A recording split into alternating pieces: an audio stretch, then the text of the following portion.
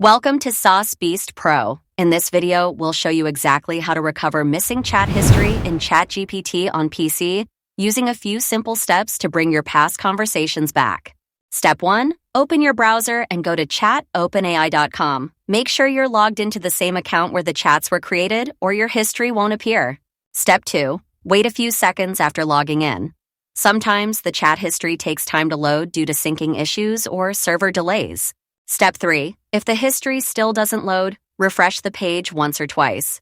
This often fixes display bugs that prevent older chats from showing up immediately. Step 4. Check your internet connection. A weak or unstable connection can stop your browser from fully loading your chat history. Step 5. Try clearing your browser's cache and cookies. This removes temporary glitches that could be affecting how ChatGPT displays stored data. Step 6. Open ChatGPT in incognito mode or another browser to see if the issue is tied to your current browser setup.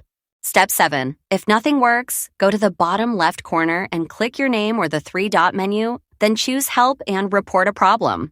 Fill in the details to contact OpenAI support for direct assistance. Thanks for watching, and don't forget to subscribe to Saas Beast Pro for more helpful guides.